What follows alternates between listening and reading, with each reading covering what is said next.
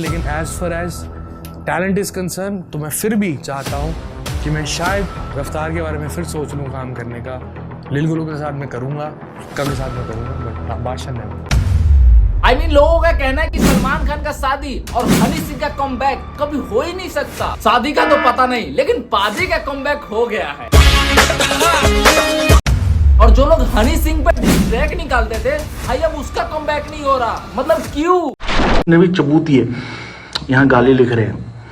मेरी उनसे दरख्वास्त है कि साथ में अपना नंबर भी लिख दें, फिर गाली देना भी सिखाएंगे। एक पुरानी कहावत है कि अगर शेर सोया हुआ है तो सामने चूहा भी आकर साला गुलाटी मार के भाग जाता है। अगर वही शेर जागा हुआ है तो भाई साहब चीता भी सामने आने से घबराता है। जब तक हनी सिंह का कमबैक नहीं हो रहा था तो कुछ हमारे ऐसे स्ट्रीट सिंगर जो है वो अपने हर शो में यही बोलते हैं कि किसी का कमबैक नहीं हो रहा, लेकिन हनी सिंह का क्रेज उसके शो में भी दिख रहा था। एक पेन और पेपर देना, पेन पेपर गिफ्ट लाया हूं तुम्हारे लिए।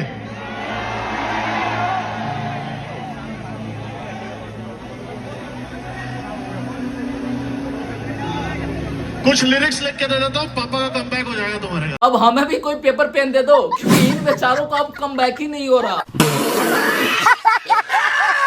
क्या आप इमेजिन कर सकते हो कि हनी सिंह और बादशाह दोनों एक ही एल्बम में काम करते तो उस एल्बम का गाना कैसा होता? एक और टाइम था जब हनी सिंह ने बादशाह को रैप करना सिखाया था। फ्री में नहीं भाई, उसके पिताजी से पैसे लेते थे, क्योंकि उसके पिताजी बहुत बड़े ऑफिसर थे। आई डोंट नो ब्रो, ये सब मुझे नहीं पता है, लेकिन मैं इंटरव्यू सुन के ये सब बोल रहा हूँ। यार हमें एक बार पल्ले नहीं पड़ रहा, क्योंकि अभी के जो सरकारी नौकरी वाले फैमिली होते हैं वो बच्चा पैदा होने से पहले ही सोच लेते हैं कि हमारा बेटा बड़ा होकर एक बहुत बड़ा ऑफिसर बनेगा या फिर डॉक्टर इंजीनियर बनेगा। मेरा बेटा इंजीनियर बनेगा। लेकिन यार बच्चे से कोई नहीं पूछता कि तुम क्या बनना चाहते हो। यार हमारी भी जिंदगी, हमारी भी लाइफ है यार, हमसे भी कुछ पूछ लिया करो। की बोले?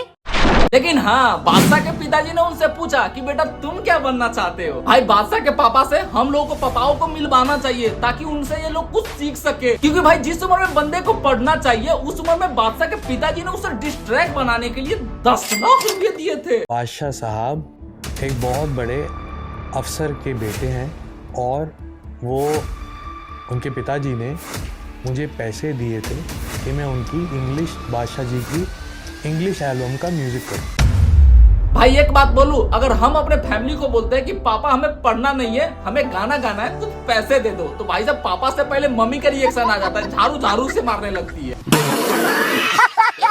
और यही है भाई साहब हमारी सच्चाई। बादशाह भाई हम आपके भी गाना सुनते हैं, इसलिए नहीं कि आप अच्छा गाते हो, हम इसलिए गाना सुनते हैं कि आप हनी सिंह के क्लाइंट थे। बट यार तुम्हें से कई लोग हमें कमेंट में हनी सिंह का चमचा या दलाल भी बोलोगे, लेकिन भाई जो फैक्ट है वो फैक्ट है। I love Honey Singh, I love Honey Singh song. पहले जब हम लोग हनी पाजी का गाना सुनते थे तो पता नहीं अंदर से इतना ज्यादा एनर्जी कहां से आ जाता था, लेकिन अभी का जो सिंगर है उसका डिस्ट्रैक्ट सुन लो, साला मूड अच्छा भी हो ना तब भी खराब हो जाता है। तो यार आज का डिस्ट्रैक्ट यहीं पे करते हैं समाप्त। और हाँ, कमेंट करके बताओ कि तुम्हें किसका डिस्ट्रैक्ट पसंद है। Everybody knows that I'm breaking down. Everybody knows I ain't faking now. Everybody knows my heart's vacant now. Yeah, she hates me now, I made mistakes but now I don't ever wanna be alone. I don't really ever feel at home.